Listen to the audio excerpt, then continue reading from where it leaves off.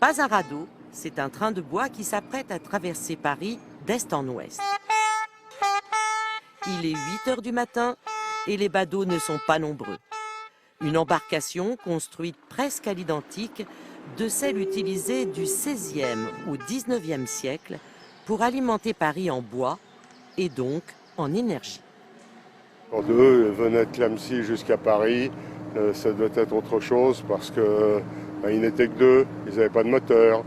Il y avait du courant à cette époque sur les fleuves et les rivières et qu'il fallait quand même faire sacrément gaffe. Comme leurs ancêtres, ces flotteurs ont parcouru 267 km en 21 jours depuis Clamecy, dans la Nièvre. Dès le XVIe siècle, Clamecy bâtit sa prospérité sur le flottage, car c'est ici qu'on construisait les trains de bois avec les bûches lâchées dans les cours d'eau en amont de la ville.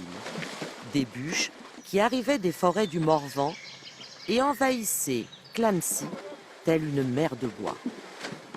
Une fois construits, les trains de bois partaient sur le canal du Nivernais. Au début du XIXe siècle, pas moins de 5000 trains de bois arrivaient chaque année sur la capitale, transportant au total plus d'1 million de stères. C'était la seule source d'énergie, il n'y avait rien d'autre. Et donc, non seulement c'était destiné au chauffage des habitants, mais également pour les boulangers. Pas de bois, pas de boulanger, pas de charcutier, pas de four, etc. Donc ça avait une importance économique très grande. Ils sont venus en famille sur les bords de Seine, spécialement pour voir passer le train de bois.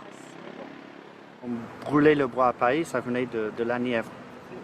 C'est une région où il y avait beaucoup de bois. Ouais, mais du coup, le bois, il sera mouillé. Ouais, mais ça sèche. Comment ça se fait que vous connaissez ?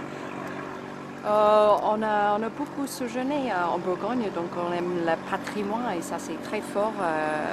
Très fort aussi ces Anglais qui connaissent le patrimoine français jusqu'au train de bois du XIXe siècle.